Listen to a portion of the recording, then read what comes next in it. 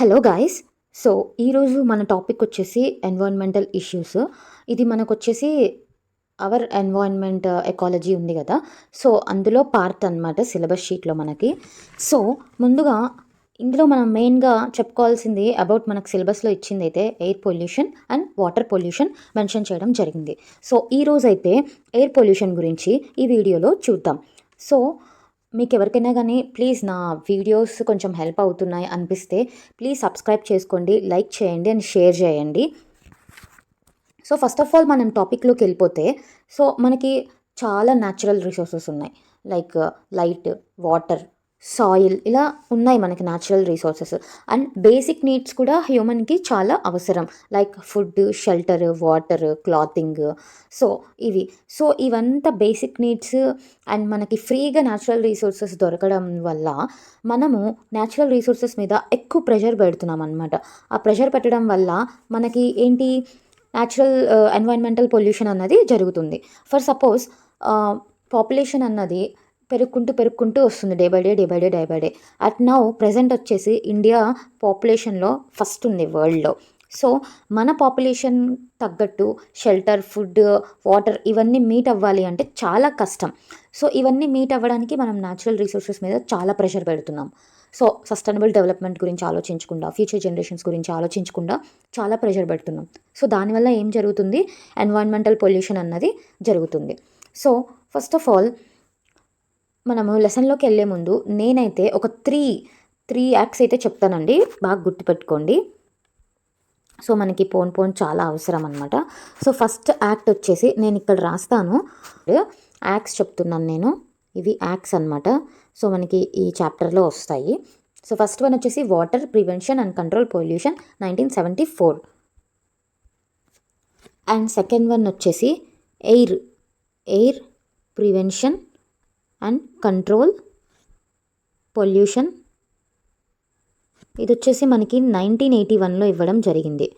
1981లో air prevention and control pollution act ఇవ్వడం జరిగింది. ఇది వచ్చేసి ఈ యాక్ట్కి అమెండ్మెంట్ జరిగిందనమాట. ఎప్పుడు 1987లో అమెండ్మెంట్ జరిగింది. అమెండ్మెంట్ జరిగి ఏం చెప్పారు అంటే అమెండ్మెంట్లో ఏం యాడ్ చేశారు అంటే noise is also a part of air pollution. ఏం చెప్పారు? Noise is also a part of air pollution అని చెప్పారనమాట.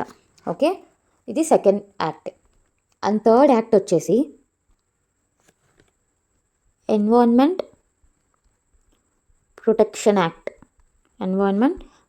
యాక్ట్ 1986లో ఇవ్వడం జరిగింది. సో, ఈ 3 యాక్ట్స్ మనకి చాలా ఇంపార్టెంట్ అండి. సో, ఫస్ట్ వన్ వచ్చేసి water prevention and control pollution 1974లో వచ్చింది. And second one air prevention and control pollution 1981లో వచ్చింది. దీనికి అమెండ్మెంట్ జరిగి ఎప్పుడు జరిగిందంటే 1987లో ఈ యాక్ట్కి అమెండ్మెంట్ జరిగి noise is also a part of air pollution అని చెప్పడం జరిగింది. అండ్ థర్డ్ వన్ వచ్చేసి ఎన్విరాన్మెంటల్ ప్రొటెక్షన్ యాక్ట్. ఇది వచ్చేసి మనకి 1986లో ఇవ్వడం జరిగింది. ఓకే, సో, ఇప్పుడు డెఫినేషన్ ఎన్విరాన్మెంటల్ పొల్యూషన్లోకి వెళ్తే, సో, ఎన్విరాన్మెంటల్ పొల్యూషన్ అంటే ఏంటి? The undesirable change that occur in physical, chemical or biological characters of environment. So, ఏంటి ఎన్విరాన్మెంటల్ పొల్యూషన్ అంటే pollution is nothing but causing undesirable change in physical, chemical or biological characters of environment. Environment అంటే మనకి ఏమొస్తాయండి ఇక్కడ? Air, land, water, soil. So, మనకి disadvantages కలిగించే changes, వాటిని undesirable changes అంటాం. అవి మనకు వద్దు, మనకు అనవసరం అవి.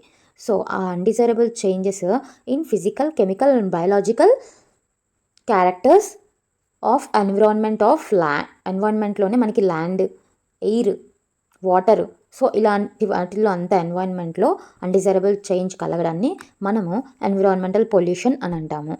సో, ఈ పొల్యూషన్ అనేది దేనివల్ల కాజ్ అవుతుంది? పొల్యూటెంట్స్ వల్ల కాజ్ అవుతుంది.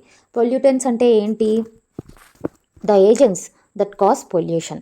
అంటే లైక్ నథింగ్ బట్ ఏవి వస్తాయి మనకి పొల్యూటెంట్స్ అంటే? Plastic, domestic sewage, DDT, glass materials. So, అలా అనమాట. Carbon dioxide, carbon monoxide. So, ఇవన్నీ మనకి పొల్యూటెంట్స్ అనమాట.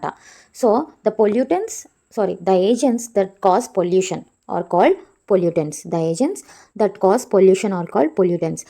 ఈ చాప్టర్ చాలా చాలా ఇంపార్టెంట్ అండి.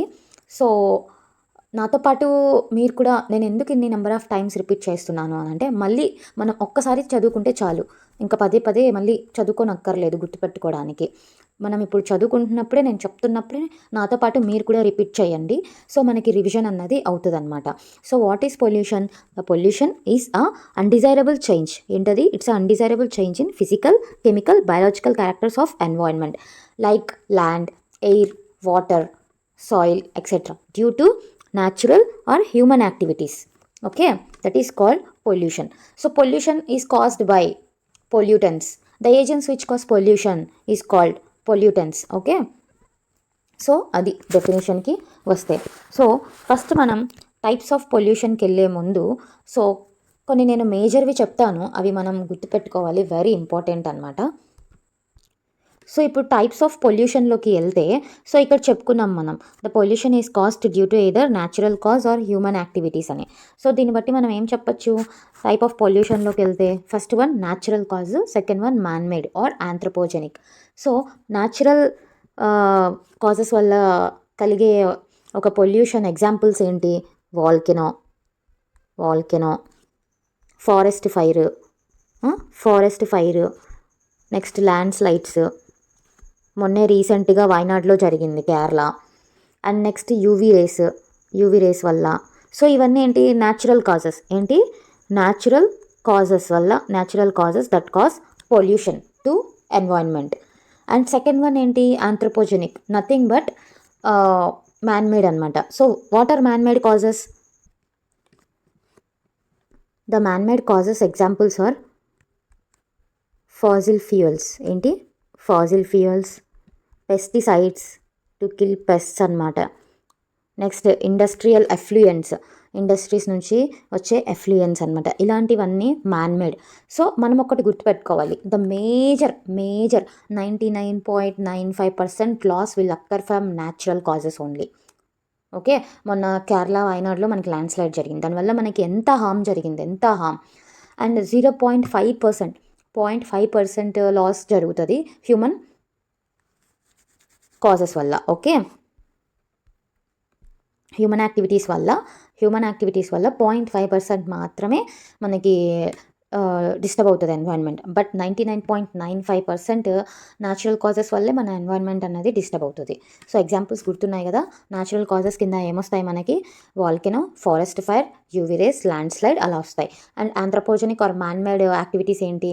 Like fossil fuels, next pesticides use చేయడం, ఇండస్ట్రియల్ ఎఫ్లూయెంట్స్ని ఎన్వైర్న్మెంట్లోకి రిలీజ్ చేయడం. సో ఇవన్నీ హ్యూమన్ యాక్టివిటీస్ ద్వారా మన ఎన్వైర్న్మెంట్ అనేది పొల్యూషన్ జరుగుతుంది. And second one types of pollution based on emission. ఇవంతా చాలా బేసిక్ అండి, మనకి తెలియాలి లెసన్లోకి వెళ్ళే ముందు. సో బేస్డ్ ఆన్ ఎమిషన్ అంటే అవి ఎంత విడుదల చేస్తున్నాయి అన్నదాన్ని బట్టి మనం ఈ యొక్క క్లాసిఫికేషన్ చేసుకోవడం ఉంటుంది. So based on emission, the type of pollution, first one వచ్చేసి పాయింట్ సోర్స్. ఏంటి? Point source. పాయింట్ అంటే ఏంటి? ఒకటే ఒక పాయింట్, ఒక్కదాని నుంచే వస్తుంది ఒక ఎమిషన్ అన్నది. సో ఎగ్జాంపుల్ ఏంటంటే మున్సిపల్ సీవర్ అంటే ఏంటండి? మున్సిపాలిటీ నుంచి వచ్చే సీవేజ్ అనమాట అంతా. సో అక్కడి నుంచి వచ్చే ఎమిషన్ని it's a point source, direct source. ఇక్కడ నుంచి వేరే దాని నుంచి, ఆ సందు నుంచి, ఈ సందు నుంచి, అలా అంతా కాకుండా డైరెక్ట్గా మున్సిపల్ సీవర్ అంటే నథింగ్ బట్ పైప్స్ అనమాట. సో ఆ మున్సిపల్ పైప్స్ నుంచి వచ్చే మున్సిపల్ సీవేజ్ ఏదైతే ఉందో అది పాయింట్ సోర్స్ ఎమిషన్ కిందకి వస్తుంది. అండ్ సెకండ్ వన్ వచ్చేసి నాన్ పాయింట్ సోర్స్. ఏంటి? Second one non point source. దీనికి ఏంటంటే పర్టికులర్గా పాయింట్ అన్నది ఉండదు, ఒక లార్జ్ ఏరియా నుంచి జరుగుతుంది అనమాట ఎమిషన్ అన్నది. Like for example agricultural run of అంటే ఏం జరుగుతుందండి? ఇప్పుడు ఒక్కసారిగా ఫర్ సపోజ్ మనం హెవీ ఇరిగేషన్ ఇచ్చామనుకోండి, ఫ్లడ్డింగ్ జరుగుతుంది, సాయిల్ కూడా పోతుంది. అట్లా అగ్రికల్చర్ రన్ ఆఫ్ అంటే ఏంటి? సాయిల్ ఎరోషన్ జరగడం అలా లార్జ్ ఏరియాలో జరుగుతుంది అనమాట. అండ్ నెక్స్ట్ థర్డ్ వన్ ఏంటంటే ఏరియా సోర్స్ ఆఫ్ పొల్యూషన్. ఇప్పుడు ఏంటి? ఒక్క పాయింట్ కాదు, లార్జ్ ఏరియా కాదు, టోటల్ ఏరియా అంతా మనకి ఎమిషన్ జరుగుతుంది అనమాట. Like mining area. ఎగ్జాంపుల్ ఏంటి? Mining area. సో ఈ మైనింగ్ ఏరియా తీసుకుంటే టోటల్ ఆ ఏరియా నుంచి అంతా మనకి ఎమిషన్స్ విడుదల అవుతూనే ఉంటాయి ఎన్విరాన్మెంట్లోకి, అంతే కదా. సో అదనమాట, ఇది ఒక type of classification. And next మనకి టైప్స్ ఆఫ్ బుక్లో ఇచ్చిన దాని ప్రకారం అయితే based on type of environment that is affected. So A environment అయితే ఎఫెక్ట్ అవుతుందో దాన్ని బట్టి మనకి పొల్యూషన్ 3 టైప్స్ ఉన్నాయని చెప్పారు: air pollution, water pollution and soil pollution. Based on type of environment affected అంటే ఏ యొక్క ఎన్విరాన్మెంట్ ఎఫెక్ట్ అవుతుందో దాన్ని బట్టి. సో లైక్ సాయిల్ కానీ, ఎయిర్ కానీ, వాటర్ కానీ, ఓకే అలా. Next coming to air pollution and it's control. So first ఇందులోకి వెళ్ళే ముందు నేను ఇంకొన్ని టైప్స్ ఆఫ్ క్లాసిఫికేషన్స్ చెప్పాలి అనుకుంటున్నాను. సో అవి ఏంటి బేసిక్ థింగ్స్ అనమాట. అవి ఏంటి అని ఒకసారి రివిజన్ లాగా ఉంటుంది మీకు. దాన్ని బట్టి త్వరగా మనకి ఏంటంటే మైండ్లోకి వెళ్తుంది కాన్సెప్ట్ అన్నది. సో ఆ ఒక్క వర్డ్ అర్థం కాకపోయినా మళ్ళీ ఏంటా అని కొత్తగా వదిలేయడము దాన్ని. సో అలా చేస్తాము. అలా కాకుండా నేను జస్ట్ ఒకసారి చెప్తాను, జస్ట్ వినండి అంతే. సో ఏంటంటే ఇప్పుడు పొల్యూషన్ టైప్స్ చూసాము. Like based on the environment affected 3 types అని, based on natural causes, man made causes 2 types అని, బేస్డ్ ఆన్ ఎమిషన్ 3 టైప్స్ అని చూసాము. ఇప్పుడు pollutants the types of pollutants. మనకి 2 టైప్స్ ఆఫ్ పొల్యూటెంట్స్ ఉంటాయండి. ఏంటది?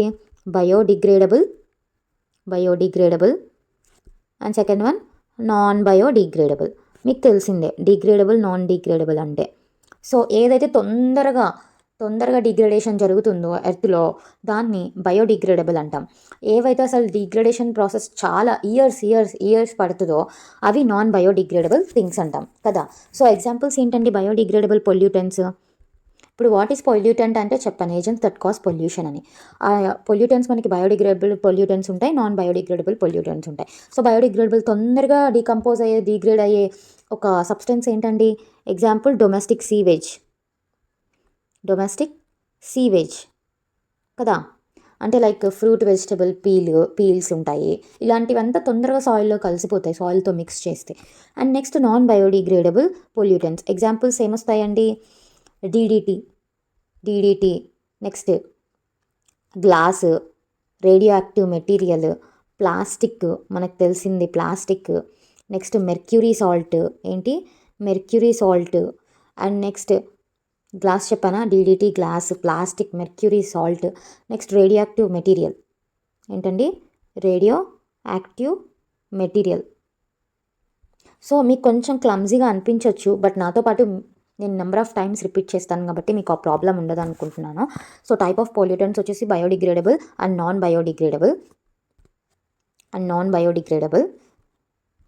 బయోడిగ్రేడబుల్ ఎగ్జాంపుల్స్ ఏంటంటే లైక్ డొమెస్టిక్ సీవేజ్ అనమాట.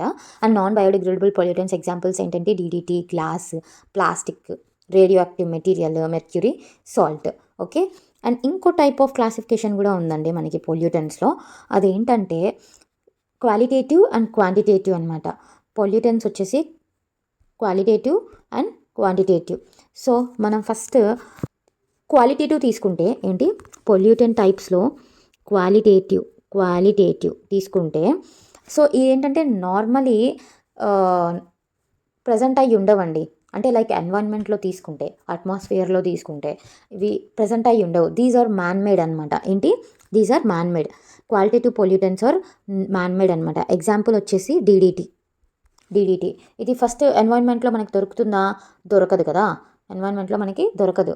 So this is human made. This is qualitative pollutant. అంటే ఏంటి? ఎన్వైరన్మెంట్ ఒక క్వాలిటీ అన్నది దీనివల్ల తగ్గుతుంది. Okay. And next second one వచ్చేసి క్వాంటిటేటివ్. ఏంటండి? క్వాంటిటేటివ్. సో దీనికి ఎగ్జాంపుల్స్ ఏంటంటే, అసలు క్వాంటిటేటివ్ పొల్యూటెంట్ అంటే ఏంటో చెప్తాను. ఇవి ఏవైతే గ్యాసెస్ మన యొక్క అట్మాస్ఫియర్లో ఉన్నాయో వాటి వల్ల మనకేం ప్రాబ్లం లేదు. సో ఇఫ్ ఇన్ కేస్ వాటి యొక్క క్రిటికల్ వాల్యూ కన్నా ఎక్కువ కాన్సన్ట్రేషన్ పెరిగిపోయిందనుకోండి అట్మాస్ఫియర్లో, అప్పుడు మన ఎన్వైరన్మెంట్కి హామ్ అనమాట. So what is quantitative pollutant? The qualitative pollutant అంటే ఏంటంటే when the concentration of the gas increase beyond their critical value. Okay.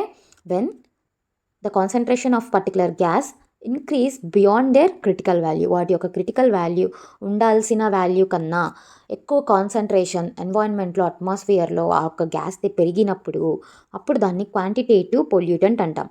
Okay, examples ఏంటి? Carbon monoxide, carbon dioxide, nitrogen oxide.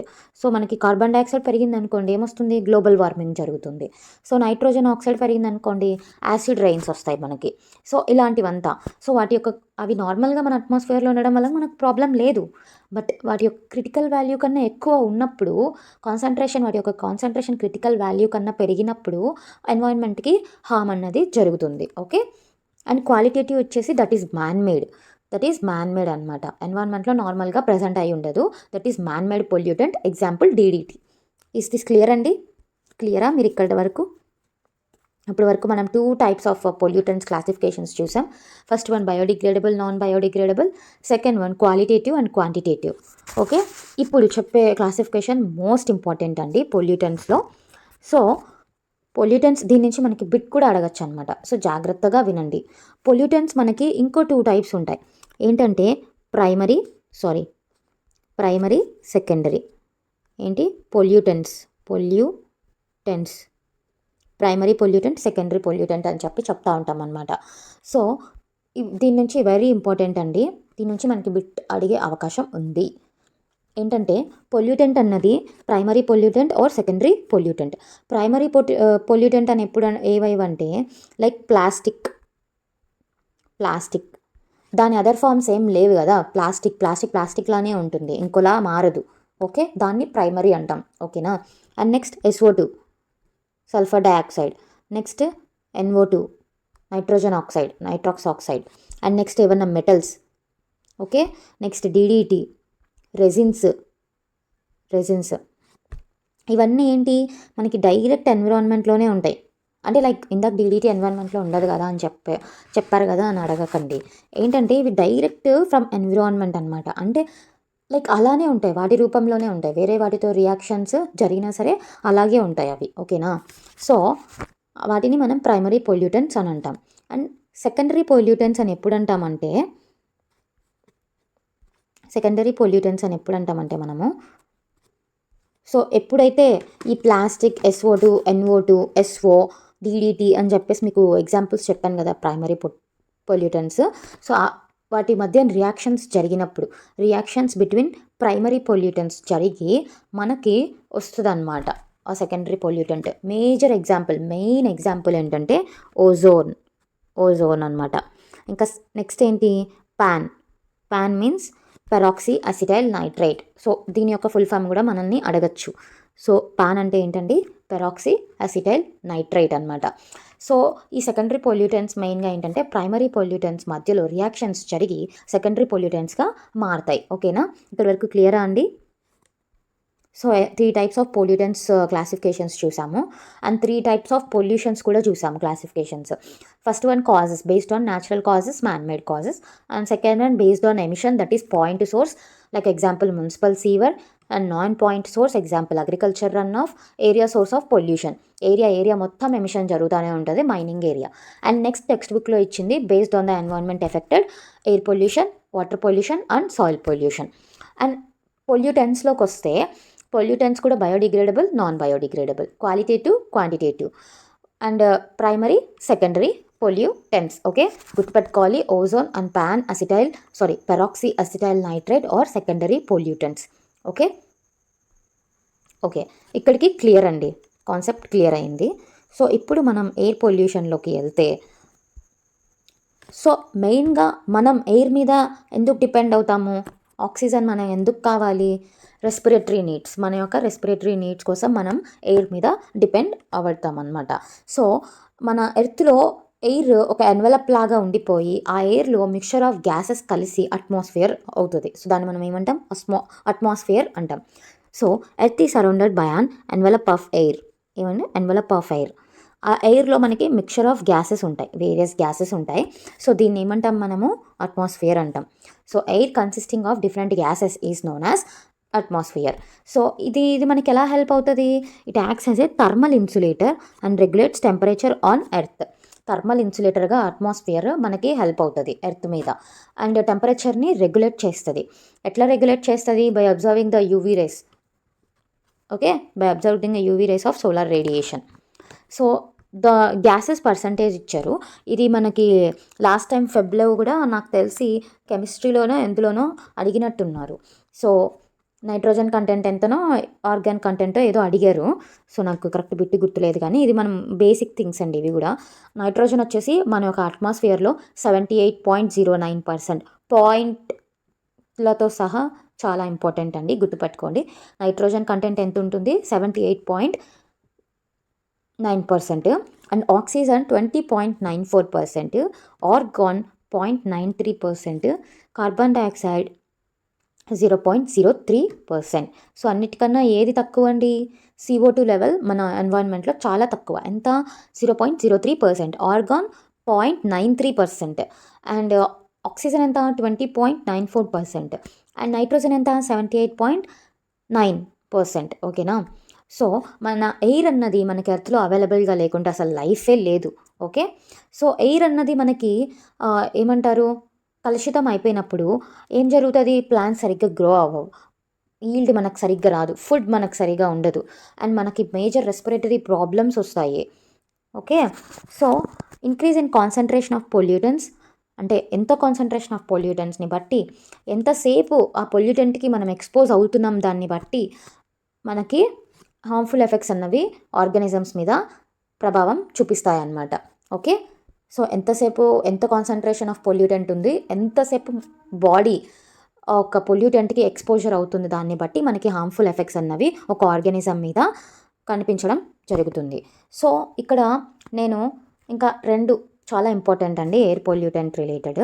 So air pollutants వచ్చేసి మనం ఒకసారి మళ్ళీ వెళ్ళేటప్పుడు, air pollutants వచ్చేసి మనకి ఎయిర్ పొల్యూటెంట్స్ 2 టైప్స్ అండి.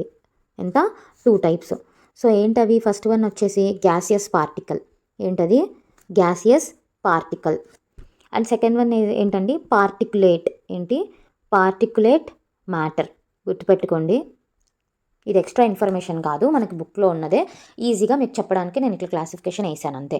సో ఎయిర్ పొల్యూటెంట్స్ అన్నవి మనకి 2 టైప్స్లో జరుగుతుంది. ఒకటి గ్యాసియస్ ఫామ్లో జరుగుతుంది, gaseous particle. And second one ఏంటంటే పార్టికులేట్ మ్యాటర్ అనమాట. ఇవేంటి? Pollutants. Gaseous particle pollutant, particulate matter pollutant. Okay, ఈ గ్యాసియస్ పార్టికులేట్ పొల్యూటెంట్లో మనకి ఎగ్జాంపుల్స్ వచ్చేసి ఏమేమి వస్తాయి అంటే carbon monoxide, next carbon dioxide, అంటే గ్యాసెస్ ఫామ్స్ అనమాట. Nitrogen oxide, nitrogen dioxide, hydrocarbon, next volatile organic compound. ఏంటండి? Volatile organic compound. ఇవంతా మనకి గ్యాసియస్ పార్టికులేట్ కిందకి రావడం జరుగుతుంది. And next particulate matter pollutant ఏంటంటే 2 ఉంటాయండి మనకి, ఇవి 2 టైప్స్. ఒకటి వచ్చేసి సెటిల్ అయ్యే ఉంటాయి, సెటిలబుల్. అండ్ సెకండ్ వన్ వచ్చేసి సస్పెండెడ్. ఫస్ట్ వన్ ఏంటండి? సో నాకు ఇక్కడ స్పేస్ లేదు, అందుకని చెప్పి నేను ఇక్కడ క్లియర్ చేస్తున్నాను, but number of times repeat చేస్తున్నాను కాబట్టి మీకు అర్థమవుతుందని అనుకుంటున్నాను. సో పార్టికులేట్ మ్యాటర్ తీసుకుంటే మనకి 2 టైప్స్ ఉంటాయండి. సో ఫస్ట్ వన్ ఏంటంటే సెటిల్ అయ్యేది, ఏమంటాం? సెటిలబుల్ మ్యాటర్. సెకండ్ వన్ ఏంటంటే సస్పెండెడ్ మ్యాటర్. ఏంటండి? Suspended matter. So suspended matter అని ఎప్పుడు అంటామంటే సస్పెండెడ్ పార్టికల్ అని ఎప్పుడు అంటామంటే లెస్ దాన్ 10 మైక్రోమీటర్స్ ఉన్నప్పుడు మనము సస్పెండెడ్ పార్టికల్ ఉంటాం. సెటిలబుల్ అని ఎప్పుడు అంటాము? గ్రేటర్ దాన్ 10 మైక్రోమీటర్స్ ఉన్నప్పుడు మనము సెటిలబుల్ పార్టికులేట్ మ్యాటర్ అని చెప్పేసి అంటాము. ఓకేనా? సో సస్పెండెడ్ పార్టికులేట్ మ్యాటర్ ఏంటంటే ఎగ్జాంపుల్స్ లైక్ ఎయిరోజాల్స్. ఏంటి? Aerosols, fluorocarbon. And next smoke. ఏంటండి? స్మోక్. సో ఈ 3 మనకి సస్పెండెడ్ దాంట్లో వస్తాయన్నమాట, సస్పెండెడ్ పార్టికులేట్ మ్యాటర్. సో ఇది ఇప్పుడు మనం మన కంటెంట్లోకి వెళ్ళిపోతే ఫస్ట్ వన్ ఏంటండి? Major pollutants. నేను గ్యాసియస్ పార్టికులేట్ మ్యాటర్ అని చెప్పాను కదా, అది మైండ్లో పెట్టుకోండి. First one carbon monoxide. ఇదేంటంటే మనకి gaseous pollutant. Okay, it is produced mainly due to incomplete combustion of fossil fuels. ఏంటండి? Incomplete combustion of fossil fuels వల్ల మనకి కార్బన్ మోనాక్సైడ్ అన్నది జనరేట్ అవ్వడం జరుగుతుంది, ప్రొడ్యూస్ అవ్వడం జరుగుతుంది. Complete combustion of fossil fuels. ఇంకా automobiles are the major cause of carbon monoxide pollution in larger cities and towns. So ఇప్పుడు మనకి ఆటోమొబైల్ ఎగ్జాస్ట్ ఫ్రమ్ ఫ్యాక్టరీస్, ఇంకా థర్మల్ పవర్ ప్లాంట్ నుంచి మనకు వచ్చే ఎమిషన్స్, ఫారెస్ట్ ఫైర్స్, ఇంకా బర్నింగ్ ఆఫ్ ఫైర్ వుడ్, దీని నుంచి మనకి ఏమొస్తుందండి, కార్బన్ మోనాక్సైడ్ వస్తుంది. సో కార్బన్ మోనాక్సైడ్ వాటి యొక్క క్రిటికల్ వాల్యూ కన్నా ఎక్కువ పెరిగితే ఏమవుతుందండి, మనకి పొల్యూషన్ అన్నది జరుగుతుంది, ఎయిర్ పొల్యూషన్ అన్నది జరుగుతుంది. Okay, causing carbon monoxide pollution. ఈ కార్బన్ మోనాక్సైడ్ ఒక మెయిన్ ఏంటంటే ఇట్ హ్యాస్ మోర్ అఫినిటీ, హిమోగ్లోబిన్కి ఏంటంటే haemoglobin has more affinity to carbon monoxide than oxygen అనమాట.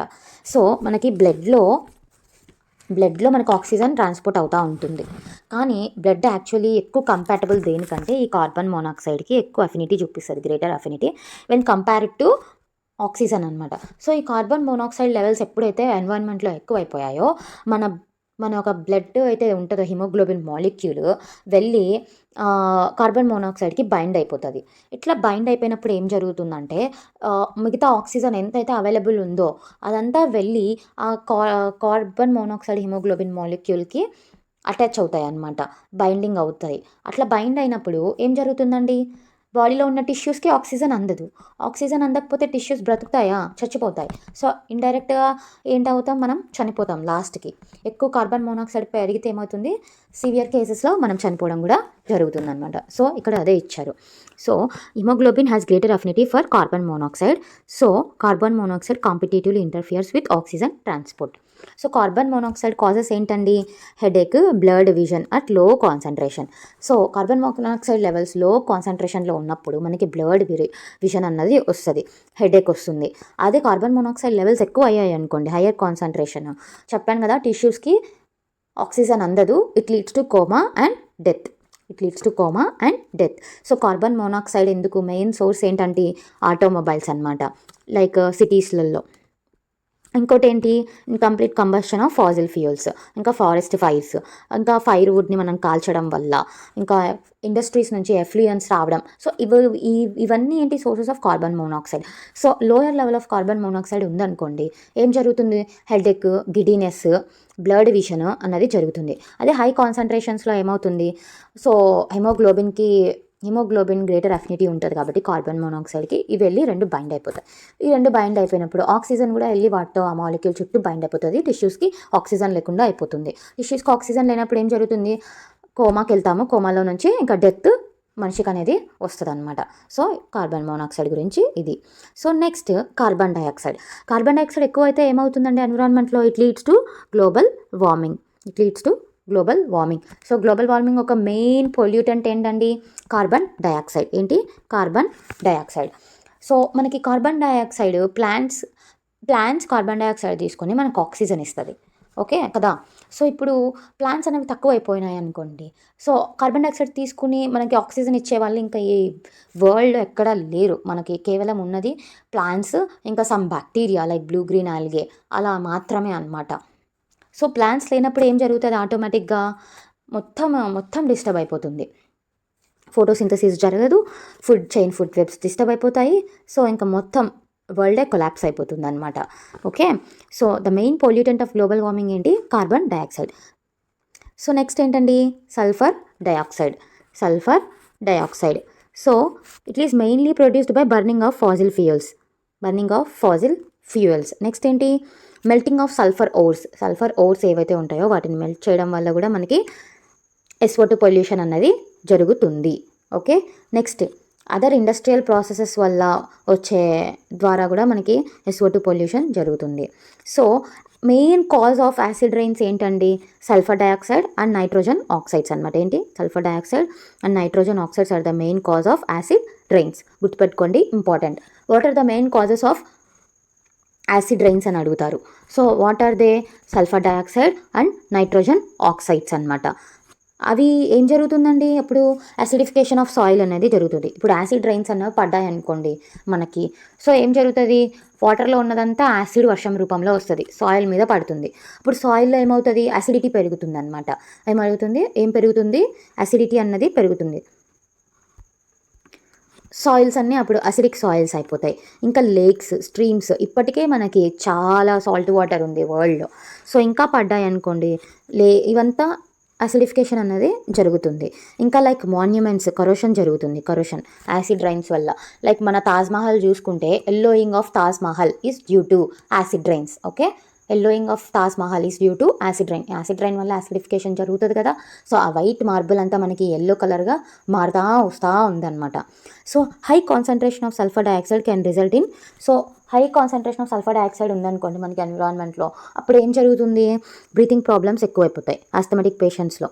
And next long term exposure to sulphur dioxide. ఇందాక మనం చెప్పుకున్నాము. ఎంత ఎక్స్‌పోజర్ బాడీ ఉంటుంది పొల్యూటెంట్‌కి, ఎంత కాన్సంట్రేషన్ ఉంటుంది దాన్ని బట్టి హార్మ్ఫుల్ ఎఫెక్ట్స్ అనేవి ఉంటాయి అని చెప్పి. సో, ఇక్కడ ఏంటి, ఎక్కువ కాన్సంట్రేషన్ ఆఫ్ సల్ఫర్ ఉందనుకోండి ఆస్థమాటిక్ పేషెంట్స్‌లో ప్రాబ్లమ్ అవుతుంది. అదే లాంగ్ టర్మ్ ఎక్స్‌పోజర్ అనుకోండి, అప్పుడు ఏం జరుగుతుంది? రెస్పిరేటరీ ఇల్‌నెస్ వస్తది.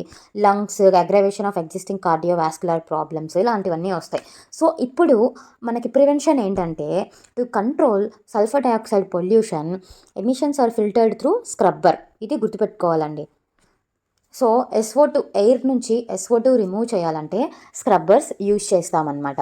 These are the devices that are used to clean the impurities in exhaust gases. To clean the impurities అంటే ఇక్కడ ఏవో కాదండి, మెయిన్గా sulphur dioxide. So, scrubbers are devices that are used to clean the SO2 impurities in exhaust gases. So, ఇది diagram scrubber. ఇక్కడ dry air. ఈ dry air అంటే nothing but SO2 ఉంటుందండి ఇందులో. సో, ఇది ఇలా పంపిస్తాం. ఇక్కడ ఇలా పంపించినప్పుడు ఇక్కడ ఏముంటుంది, మనకి లైమ్ ఉంటుంది. లైమ్ అంటే నథింగ్ బట్ ఏంటంటే CaCO3. ఇప్పుడు ఏమవుతుంది మనకి, ఇది వెళ్ళి దీంతో రియాక్షన్ జరుగుతుంది అనమాట. జరిగినప్పుడు మనకి ఏమొస్తుంది, CaSO4 అన్నది రావడం జరుగుతుందన్నమాట. ఈ CaSO4 వచ్చి క్లీన్ ఎయిర్ మనకి బయటికి రావడం జరుగుతుంది. సో ఇక్కడ ఏం చెప్పొచ్చు, the scrubber is a device that is used to remove SO2 from the exhaust gases. Okay, from the dirty air అని చెప్పి చెప్పుకోవచ్చు. స్క్రబ్బర్స్ దేనికి ఉపయోగిస్తాము? SO2 గ్యాస్ని రిమూవ్ చేయడానికి ఉపయోగిస్తాము. Okay. And next nitrogen oxides. దీని యొక్క major nitrogen oxides are considered to be primary pollutants. చెప్పాను కదా ప్రైమరీ పొల్యూటెంట్స్ అంటే ఏంటి, సెకండరీ పొల్యూటెంట్స్ అంటే ఏంటని చెప్పి. ప్రైమరీ పొల్యూటెంట్ అంటే డైరెక్ట్గా మనకి ఎన్వైరన్మెంట్లోనే దొరుకుతుంది అనమాట. సో ఈ ప్రైమరీ పొల్యూటెంట్ అన్నది nitrogen oxide is considered as the primary pollutant. The source is mainly automobile exhaust. So most of the sources ఏంటండి ఉన్నాయి మనకి ఇప్పుడు చెప్పండి, ఆటోమొబైల్ ఎగ్జాస్ట్ ఇంకా బర్నింగ్ ఆఫ్ ఫాసిల్ ఫ్యూయల్సే ఎక్కువ ఉన్నాయి. The air polluted by nitrogen oxides is not only harmful to humans and animals but it is also dangerous for life of plants. So nitrogen oxide pollution also results in acid rains. ఇందాక చెప్పుకున్నాం acid rains దేని వల్ల, SO2 వల్ల, nitrogen oxides వల్ల. అది ఏమవుతుందండి, SO2 వల్ల ఏం జరుగుతుంది, అసిడిఫికేషన్ జరుగుతుంది. అదే నైట్రోజన్ ఆక్సైడ్ వల్ల ఏం జరుగుతుంది, ఫోటోకెమికల్ స్మాగ్ అన్నది ఫామ్ అవుతుంది అనమాట. సో ఈ ఫోటోకెమికల్ స్మాగ్ ఇది కూడా వెరీ ఇంపార్టెంట్ అండి. ఫోటోకెమికల్ స్మాగ్, ఈ ఫోటోకెమికల్ స్మాగ్ అన్నది ఏంటంటే the nitrogen oxides combine with volatile organic compounds by action of sunlight.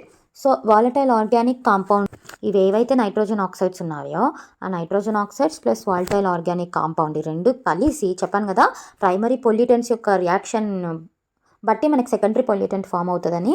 So nitrogen oxides, volatile organic compounds by action of sunlight జరిగి ఏంటవుతుందండి, మనకి secondary pollutant form అవుతుంది. ఏంటది, peroxy acetyl nitrite. So అడుగుతారు, pan is a primary pollutant, secondary pollutant or both. Pan is a secondary pollutant which is formed between the reaction from nitrogen oxide and volatile organic compound అన్నది మనకి గుర్తు ఉండాలండి. which is found especially in photochemical smog. మనకి photochemical smogలో ఏముంటుందండి, pan ఉంటుంది. PAN అంటే ఏంటి, peroxy acetyl nitrate. Peroxy acetyl nitrate అనేది మనకి ఫోటోకెమికల్ స్మాగ్లో ఉంటుంది. ఇది వచ్చేసి సెకండరీ పొల్యూటెంట్ అనమాట. Nitrogen oxide is a primary pollutant. ఓకేనా.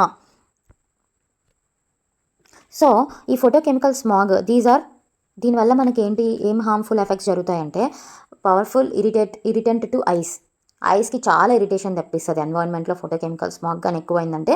ఇంకా రెస్పిరేటరీ ట్రాక్ట్కి కూడా ఇబ్బందులు అనమాట. So photochemical smog is a type of air pollution caused by reactions between sunlight and pollution such as hydrocarbons and nitrogen dioxide. So ఇది మనకు గుర్తుండాలండి. What is a photochemical smog? What is a photochemical smog? Photochemical smog is a type of air pollution which is caused by reactions between sunlight కిను ఇంకా hydrocarbons చెప్పాను కదా wall tile organic compound అని. హైడ్రోకార్బన్స్కి nitrogen డైఆక్సైడ్కి ఇంకా sunlight in presence of సన్లైట్లో జరుగుతుంది కాబట్టి by action of sunlight జరుగుతుంది కాబట్టి so photochemical smog అన్నది మనకి సెకండరీ పొల్యూటెంట్ అనమాట. ఇది ఎక్స్ట్రీమ్లీ హార్మ్ఫుల్ అనమాట. ఇది ఇందాక చెప్పుకున్నాం కదా పవర్ఫుల్ ఇరిటెంట్ ఆఫ్ ఐస్ అని చెప్పేసి ఇంకా రెస్పిరేటరీ ట్రాక్ట్. సో ఈ నైట్రోజన్ ఆక్సైడ్స్ ఏంటంటే హ్యూమన్స్ అండ్ యానిమల్స్కే కాదు హార్మ్ఫుల్ బట్ ఆల్సో ప్లాంట్స్కి కూడా అని చెప్పుకున్నాం కదా. సో ప్లాంట్స్లో ఏమవుతుందంటే నెక్రోటిక్ స్పాట్స్ అన్నవి వస్తాయి లీవ్స్ మీద. సో ఇది గుర్తుపెట్టుకోండి, it is A symptom.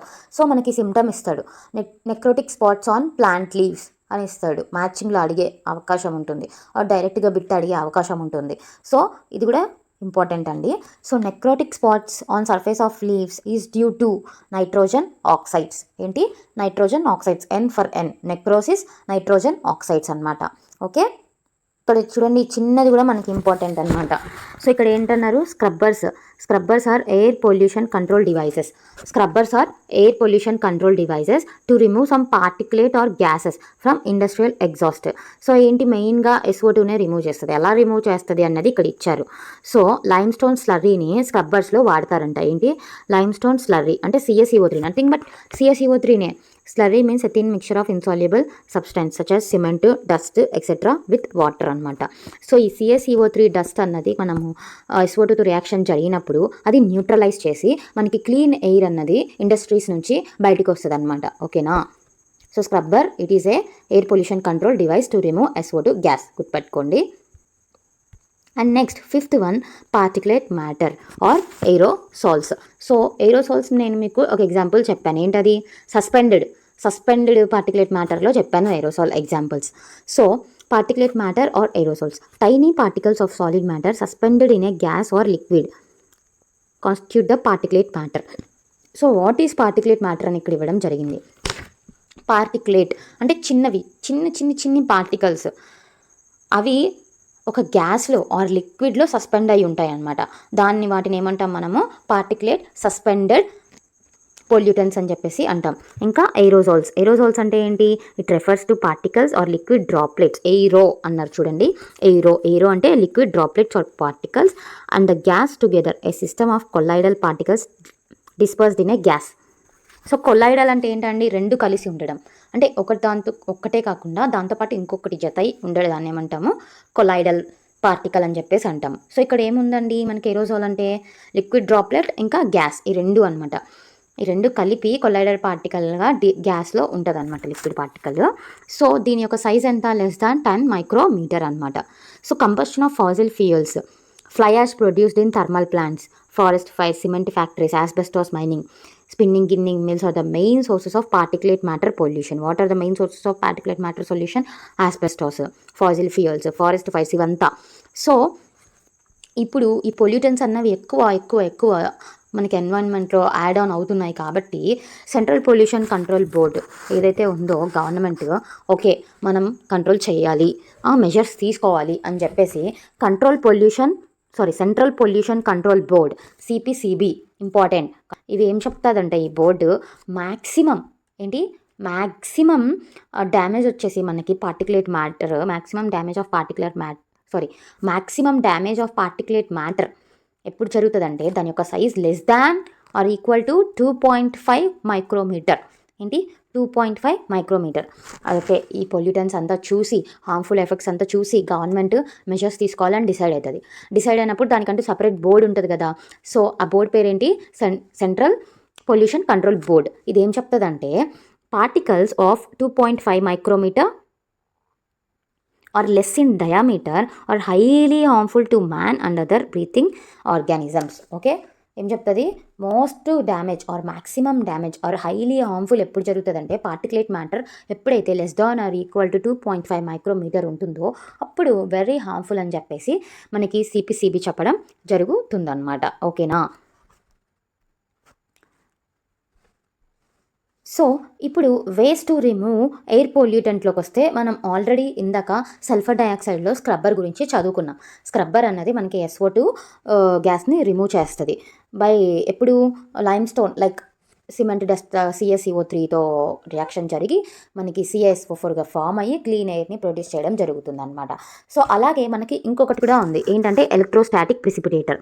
It is also a way to remove air pollutant అనమాట. అది ఏది అంటే it is widely used as filter for removing particulate matter. So electrostatic precipitator is widely used అనమాట. ఎక్కువ వాడతారు పార్టికులేట్ మ్యాటర్ని రిమూవ్ చేయడానికి from the exhaust of thermal power plants. It can remove 99% of particulate matter. It has high voltage electrodes which produce a corona అంటే disease cause చేసేది కాదండి, corona that release electrons. These electrons attach to dust particles making them negatively charged. These are collected by collecting plates which attract the charged particles. The air flowing between the plates is kept in low velocity so as to allow the dust particles to settle on plates. Thus clean air is released into the atmosphere. So electrostatic ప్రిసిపిటేటర్ని use చేసి ఎలా clean ఎయిర్ని తెప్పించవచ్చు అని చెప్తున్నారు ఇక్కడ procedure. So ఇది ఏదైతే ఉందో diagram, ఇది ఎలక్ట్రోస్టాటిక్ ప్రిసిపిటేటర్ అనమాట.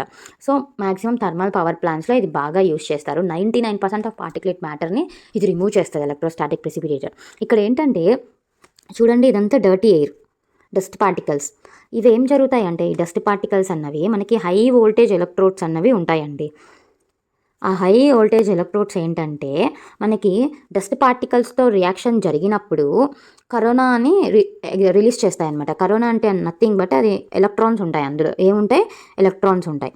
సో వాటిని ఆ హై వోల్టేజ్ ఎలక్ట్రోడ్స్ వచ్చేసి ఈ కరోనాను రిలీజ్ చేస్తుంది అనమాట. కరోనాలో నథింగ్ బట్ ఏముంటాయి, మనకి నెగిటివ్లీ చార్జ్డ్ ఎలక్ట్రాన్స్ అన్నవి ఉంటాయి. సో ఎప్పుడైతే ఈ నెగిటివ్లీ చార్జ్డ్ ఎలక్ట్రాన్స్ వచ్చేసి ఈ డర్టీ ఎయిర్తో కలిసిందో అప్పుడు ఏం జరుగుతుందండి, అప్పుడు కింద మనకి ఇవంతా కలెక్టింగ్ ప్లేట్స్ అనమాట. ఇక్కడ కలెక్టింగ్ ప్లేట్స్ ఉంటాయి.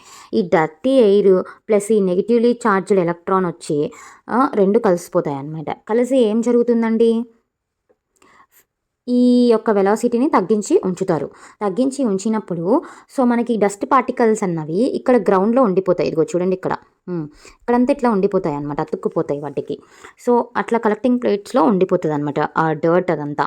సో ఉన్నప్పుడు మనకు అట్లా క్లీన్ ఎయిర్ అన్నది బయటికి రిలీజ్ చేయడం జరుగుతుంది ఎలక్ట్రోస్టాటిక్ ప్రిసిపిటేటర్. సో ఇక్కడ ఇది ఇవ్వడం జరిగిందనమాట. ఓకే. సో నెక్స్ట్ ఇంకొకటి ఏంటండి, కెటలైటిక్ కన్వర్టర్. కెటలైటిక్ కన్వర్టర్ ఇవేంటంటే ఆటోమొబైల్ ఎగ్జాస్ట్లో జరుగుతూ ఉంటుంది అనమాట. సో ఇక్కడ fitting catalytic converters to the automobiles having expensive metals. So ఈ కెటలైటిక్ కన్వర్టర్స్లో ఏంటంటే ఎక్స్పెన్సివ్ మెటల్స్ ఉంటాయి. లైక్ ఏంటివి అవి, platinum, Palladium, rhodium. Platinum, rhodium, Palladium as catalyst which reduce the emission of poisonous gases. So ఈ catalytic converters మనకి ఆటోమొబైల్స్తో connect చేస్తామండి. ఈ catalytic converters ఎప్పుడైతే మనము ఆటోమొబైల్స్తో కనెక్ట్ చేస్తామో సో ఇవేం చేస్తాయంటే కాస్ట్లీ మెటల్స్ ఉంటాయి ఇందులో. ఈ కాస్ట్లీ మెటల్స్ లైక్ ఏంటేంటివి అవి, ప్లాటినం, రోడియం, పల్లాడియం. సో ఈ మూడు catalystగా మనకి ఉపయోగపడతాయి అన్నమాట. ఉపయోగపడి ఏం జరుగుతుందంటే పాయిజనస్ గ్యాస్ని రెడ్యూస్ చేస్తుంది. సో ఫర్ ఎగ్జాంపుల్ ఎలా అంటే అన్బర్న్డ్ హైడ్రోకార్బన్ని ఎలా రిలీజ్ చేస్తుంది అంటే కార్బన్ డైఆక్సైడ్ వాటర్గా రిలీజ్ చేస్తుంది. సో గుర్తుపెట్టుకోవాలి. సో కెటలైటిక్ కన్వర్టర్లో ఈ ప్లాటినం, రోడియం, పల్లాడియం కెటలిస్ట్గా ఉంటారు, యాక్షన్ తీసుకుంటాయి అన్నమాట. సో యాక్షన్ తీసుకొని ఆటోమొబైల్స్లో ఎలా చేస్తుందంటే అన్బర్న్డ్ హైడ్రోకార్బన్ ఏదైతే ఉందో సో కార్బన్ డైఆక్సైడ్ వాటర్గా దాన్ని ప్రొడ్యూస్ చేస్తుంది. అండ్ నెక్స్ట్ కార్బన్ మోనాక్సైడ్ని కార్బన్ డైఆక్సైడ్గా ప్రొడ్యూస్ చేస్తుంది. ఇంకా నైట్రోజన్ డైఆక్సైడ్ని నైట్రోజన్ అండ్ ఆక్సిజన్గా ఈ కెటలైటిక్ కన్వర్టర్స్ కన్వర్ట్ చేస్తాయి అన్నమాట. సో ఇది ఎప్పుడైతే మనం ఓన్లీ అన్లెడ్డెడ్ పెట్రోల్ వాడతామో, లెడ్డెడ్ పెట్రోల్ కాదు, అన్లెడ్డెడ్ పెట్రోల్ గుర్తుపెట్టుకోండి. ఎప్పుడైతే మనం అన్లెడ్డెడ్ పెట్రోల్ వాడుతూ కెటలైటిక్ కన్వర్టర్స్ని మనం ఆటోమొబైల్స్లో వాడుతూ ఉంటామో కనెక్ట్ చేసుకొని, అప్పుడు అన్బర్న్డ్ హైడ్రోకార్బన్ని కార్బన్ డైఆక్సైడ్ వాటర్ గాను, కార్బన్ మోనాక్సైడ్ని కార్బన్ డైఆక్సైడ్ గాను, నైట్రోజన్ ఆక్సైడ్ని నైట్రోజన్ ప్లస్ ఆక్సిజన్ గాను ఇవి కన్వర్ట్ చేయడం జరుగుతుందన్నమాట. సో ఇప్పుడు వరకు మనం ఎయిర్ పొల్యూషన్ గురించి చూసాము. సో ఫస్ట్ ఏం చెప్పుకున్నాము, యాక్ట్స్ చెప్పుకున్నాము. 3 ఇంపార్టెంట్ యాక్ట్స్ చెప్పాను. Water prevention control pollution act 1974 and next air prevention control pollution act 1981. అది అమెండ్మెంట్ 1987లో జరిగి noise pollution is also part of air pollution అని చెప్పారు. And next third one environmental protection act 1986. So definition of pollution చెప్పుకున్నాం, pollutant అంటే definition చెప్పుకున్నాం, and classifications చెప్పుకున్నాం 3 వాటి యొక్క ఎగ్జాంపుల్స్ కూడా డిస్కస్ చేసాం. అండ్ ఎయిర్ పొల్యూటెంట్కి వచ్చేసి గ్యాసెస్ పార్టికల్స్, పార్టికులేట్ మ్యాటర్ గురించి కూడా చెప్పుకోవడం జరిగింది. వాటి యొక్క కాజెస్, వాటి యొక్క సోర్సెస్ అండ్ వాటి యొక్క హార్మ్ఫుల్ ఎఫెక్ట్స్ మనం డిస్కస్ చేసాము. And central pollution control board maximum damage particulate matter less than or equal to 2.5 micrometre ఉంటే జరుగుతుంది హైలీ హార్మ్ఫుల్ అని చెప్పడం జరిగింది. And 3 ways to remove air pollutants వచ్చేసి first one scrubber. It is used to remove sulphur dioxide from gases అనమాట, dirty air. And next electrostatic precipitator. ఈ electrostatic precipitator వచ్చేసి 99% of particulate మ్యాటర్ని రిమూవ్ చేస్తుంది, most widely used one. And third one వచ్చేసి catalytic converters అనమాట. సో ఇదేంటంటే ఎప్పుడైతే మనం అన్లెడెడ్ పెట్రోల్ వాడుతూ కెటలైటిక్ కన్వర్టర్స్ ఆటోమొబైల్స్తో కనెక్ట్ చేస్తామో అప్పుడు like costly metals like platinum, rhodium, palladium ఇవి కటలిస్ట్గా ఉంటూ అన్బర్న్డ్ హైడ్రోకార్బన్ని కార్బన్ డైఆక్సైడ్ వాటర్ గాను, కార్బన్ మోనాక్సైడ్ని కార్బన్ డైఆక్సైడ్, నైట్రోజన్ ఆక్సైడ్ని నైట్రోజన్ ఆక్సైడ్గా కన్వర్ట్ చేయడం జరుగుతుంది. సో ఇక్కడ మెయిన్ ఏంటంటే మనం చూసుకోవాల్సింది carbon dioxide, carbon monoxide, sulphur dioxide, acid rain and next photochemical smog, next peroxy acetyl nitrate. So ఇవి మెయిన్ ఇంపార్టెంట్ అనమాట. Sources important and harmful effects important. మనకు అడిగే ఛాన్స్ ఉంది at high level concentration, at lower level concentration అని. So ఇప్పుడు noise పొల్యూషన్కి వస్తున్నాం. So ఈ noise పొల్యూషన్కి వచ్చే ముందు మళ్ళీ నేను మీకు గుర్తు చేస్తున్నాను, air prevention and control of pollution act 1981 ఏదైతే వచ్చిందో, అమెండ్మెంట్ 1987లో జరిగి నాయిస్ పొల్యూషన్ని కూడా air pollution, it is a part of air pollution అని చెప్పడం జరిగింది. సో అందుకని మనం నాయిస్ పొల్యూషన్ని సపరేట్గా ఇక్కడ చదవట్లేదు. ఎయిర్ పొల్యూషన్ అంటే బోత్ ఎయిర్ అండ్ నాయిస్ రెండు కలిపి మనకి వస్తాయి. ఓకే జనరలీ సౌండ్ అన్నది మనము ఏ యూనిట్స్లో మెజర్ చేస్తామండి? డెసిబల్స్. ఏంటి? Decibels. So human air is sensitive to sounds ranging from 0 to 180 decibels. Human air అన్నది ఎప్పుడు సెన్సిటివ్ అండి? ఎప్పుడైతే 0 to 180 డెసిబల్స్ అయితే ఉంటాయో హ్యూమన్ ఎయిర్ వచ్చేసి సెన్సిటివ్ అనమాట, అక్కడి వరకు, ఆ మెజర్మెంట్ వరకు. సో ఇక్కడ మనకి 2 టైప్స్ ఉన్నాయండి. ఒకటి వచ్చేసి 0 decibel is threshold limit of hearing. Threshold limit of hearing అని ఇస్తారు మనకి ఎగ్జామ్లో. థ్రెషోల్డ్ లిమిట్ ఆఫ్ హియరింగ్ ఏది? 0 డెసిబల్స్, 180 డెసిబల్స్, 120 డెసిబల్స్, 60 డెసిబల్స్ అనే ఆప్షన్స్ ఇస్తారు. సో గుర్తుపెట్టుకోవాలి, threshold limit of hearing 0 decibels and 120 decibels is the threshold limit for sensation of pain in the ear. గుర్తుపెట్టుకోండి, threshold limit for sensation of pain in the ear ఎప్పుడు 120 decibels అప్పుడు sound విన్నామంటే మన year sense చేస్తుంది pain తెలుస్తుంది మన చెవికి. And 0 is the threshold limit of hearing, 0 decibels. So any noise above 120 decibel is considered to be noise pollution. Noise pollution అని ఎప్పుడు అంటాము? which is greater than 120 decibels is considered to be noise pollution. ఇది కూడా important అండి, గుర్తుపెట్టుకోండి. So noise పొల్యూషన్గా ఎప్పుడు consider చేస్తాం? Greater than 120 decibels ఉంటే నాయిస్ పొల్యూషన్గా కన్సిడర్ చేయడం జరుగుతుంది అనమాట. సో ఇక్కడ ఇంకో పాయింట్ ఇవ్వడం జరిగింది. ఇప్పుడు 150 డెసిబల్స్ ఏదైతే ఉన్నాయో ఆ 150 డెసిబల్ సౌండ్స్ వచ్చేసి మనకి ఏరోప్లేన్స్ నుంచి, జెట్ ప్లేన్స్ నుంచి వస్తాయి ఎప్పుడు? టేకింగ్ ఆఫ్ జరుగుతున్నప్పుడు. సో అది కానీ విన్నాం అనుకోండి, మన ఇయర్ డ్రమ్స్ అన్నవి డ్యామేజ్ అయిపోతాయి అనమాట. Effects of being hearing greater than 150 decibel sound వింటే ఏం జరుగుతుందంటే మనకి ఇయర్ డ్రమ్స్ అన్నవి డ్యామేజ్ అయ్యి పర్మనెంట్ ఇంపైర్మెంట్ అనేది జరుగుతుంది. పర్మనెంట్ ఇంపైర్మెంట్ అనేది జరుగుతుంది అనమాట. ఇంకా ఏంటి?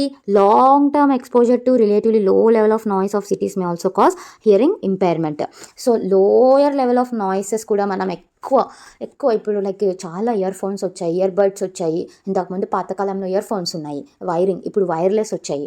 సో వీటి వల్ల ఏం జరుగుతుంది? పార్టీస్ అని, తర్వాత ఫంక్షన్స్లలో పెద్ద సౌండ్లు పెట్టుకొని ఎంజాయ్ చేస్తూ ఉంటారు.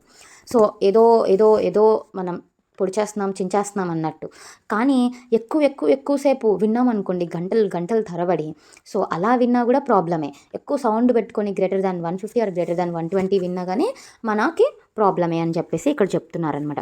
So what are the effects? ఏంటండి? ఆడిటరీ ఫ్యాటిగ్, మనకి వినిపించదు. అండ్ నెక్స్ట్ స్లీప్లెస్నెస్, ఇన్సోమ్నియా, నిద్ర పట్టదు. నాయిస్ పొల్యూషన్ వల్ల నిద్ర పట్టదు. యాంగ్జైటీ లెవెల్స్ పెరిగిపోతూ ఉంటాయి. ఫర్ సపోజ్ మనం ఒక స్కూటీ వేసుకొని వెళ్తున్నాం, నేనే ఫర్ ఎగ్జాంపుల్ స్కూటీలో వెళ్తా ఉన్నాను అనుకోండి, ఎవరైనా సరే నేను స్లోగా వెళ్తున్నాను, వాడికి దారి ఇవ్వకుండా నేను వెళ్తా ఉన్నాను అనుకోండి, కొడుతూనే ఉంటాడు, హారన్ కొడుతూనే ఉంటాడు. నాకైతే ఇంకా టెంపర్ లేచిపోతుంది అనమాట.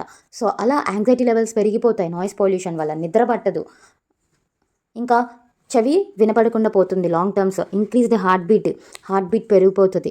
నెక్స్ట్ బ్రీతింగ్ ప్యాటర్న్ చేంజ్ అయిపోతుంది అనమాట. బ్రీతింగ్ ప్యాటర్న్ కూడా చేంజ్ అయిపోవడం జరుగుతుంది. సో ఇది ఇంకొకటి ఏంటంటే అండి, so sound that is greater than 80 decibels or sound that is greater than 140 decibels. Sound అని ఎప్పుడు అంటామంటే గ్రేటర్ దాన్ 80 డెసిబెల్స్ ఉంటే దాన్ని మనం సౌండ్ అంటాం. ఏమంటాం? సౌండ్ అంటాం. సో గ్రేటర్ దాన్ 140 డెసిబెల్స్ ఉంటే ఏమంటాం? Unbearable sound. అమ్మ ఇంకా నా వల్ల అవ్వదు, అన్బేరబుల్, నా వల్ల అవ్వట్లేదు, తగ్గించేయండి సౌండ్, చెవులు నొప్పులు పుడుతున్నాయి అని చెప్పేసి అంటాం.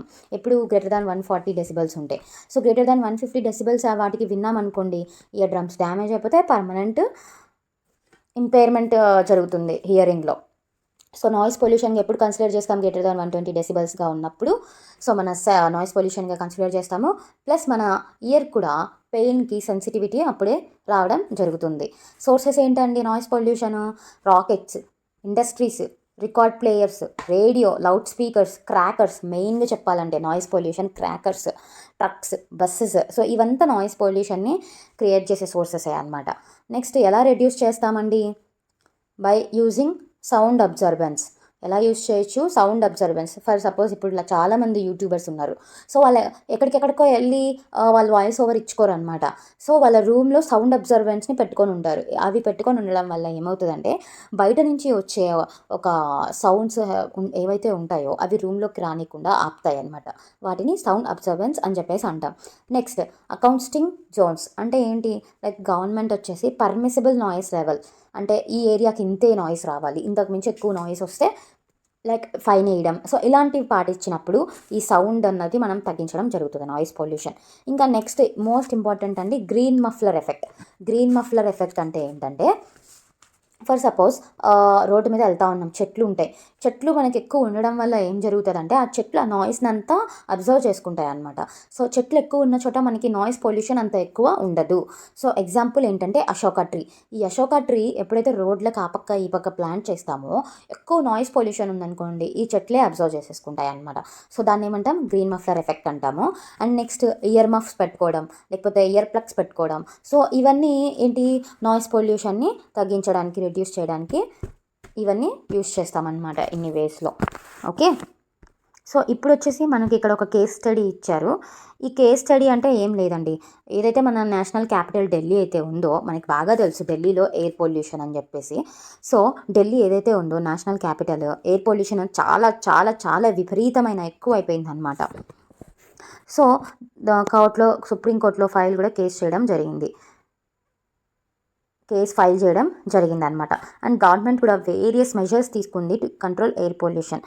సో ఏంటంటే first CNG, compressed natural gas. ఏంటి? కంప్రెస్డ్ న్యాచురల్ గ్యాస్ ఏంటండి? కంప్రెస్డ్ న్యాచురల్ గ్యాస్ని యూజ్ చేయడం. So the entire fleet of public transport buses were switched over to compressed natural gas as fuel instead of diesel by the end of 2002. Like మనం ఇప్పుడు 2024, 12 years బ్యాకే, not 12 years, 20 years back. అంటే చూడండి, ఇంకా అప్పట్లోనే ఆ air pollution అంత ఉందంటే ఇంక ఇప్పుడు ఎంత ఎయిర్ పొల్యూషన్ అసలు Delhi. So at the end of 2002 కల్లా ఏం చేసింది ఢిల్లీ గవర్నమెంట్? పబ్లిక్ ట్రాన్స్పోర్ట్ ఏదైతే ఉందో అది డీజిల్, పెట్రోల్ కాకుండా సిఎన్జీగా మార్చేసింది అనమాట. సో ఎందుకు సిఎన్జీగా మార్చింది? బికాస్ సిఎన్జీ అనేది cheaper and is most efficient fuel. ఓకేనా? And very little of it is left unburned in automobiles. ఇందాక చెప్పుకున్నాం కదా, ఇది కెటలైటిక్ కన్వర్టర్స్ పెట్టుకోవాలి అని చెప్పేసి. అవేంటి? అన్బర్న్డ్ హైడ్రోకార్బన్ని కార్బన్ డైఆక్సైడ్ వాటర్గా. సో ఇలా సిఎన్జీ యూజ్ చేయడం వల్ల ఏంటంటే ఈ అన్బర్న్డ్ హైడ్రోకార్బన్ లెవెల్ అన్నది చాలా తక్కువ ఉంటుందని చెప్పేసి చెప్తున్నారు. అండ్ నెక్స్ట్ ఏంటండి? యూజింగ్ అన్లెడ్డెడ్ అండ్ లో సల్ఫర్ పెట్రోల్ని యూజ్ చేయడం, డీజిల్ని యూజ్ చేయడం. అన్లెడ్డెడ్ పెట్రోల్ ఇంకా లో సల్ఫర్ పెట్రోల్ని యూజ్ చేయడం అనమాట. అండ్ నెక్స్ట్ ఏంటి? ఓల్డ్ వెహికల్స్ని వాడకుండా చేయడం. సో లిమిట్ ఉంది కదా, ఏదైనా ఒక వెహికల్ తీసుకున్నాం అనుకోండి, మోటార్ బైక్ అన్నా 4-wheeler అన్నా ఏదైనా కానీ 15 years మాత్రమే, ఇంకా అంతకుమించి యూజ్ చేస్తే అది అఫెన్స్ అవుతుంది. ఓకేనా? సో ఓల్డ్ వెహికల్స్ని వాడకుండా చేయడము, అన్లెడ్డెడ్ అండ్ లో సల్ఫర్ పెట్రోల్ని యూజ్ చేయడము. సో ఇవంతా మెజర్స్ గవర్నమెంట్ తీసుకోవడం జరిగిందనమాట. Next new auto fuel policy కూడా తీసుకొచ్చింది. ఏంటంటే to cut down vehicular pollution in Indian cities. So ఇది అండి ఇంపార్టెంట్. సో ఇది ఇప్పటివరకు మనం ఎయిర్ పొల్యూషన్ అయితే చదువుకున్నాము. సో నెక్స్ట్ క్లాస్లో మనం water pollution, it's causes and effects and prevention అన్నది చూద్దాం. సో ఇప్పుడు ఒకసారి మళ్ళీ నేను బ్రీఫ్గా చెప్తాను ఏమేమి డిస్కస్ చేశామన్నది.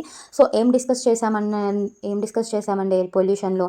సో డెఫినేషన్స్, పొల్యూటెంట్కి డిస్కస్ చేశాము.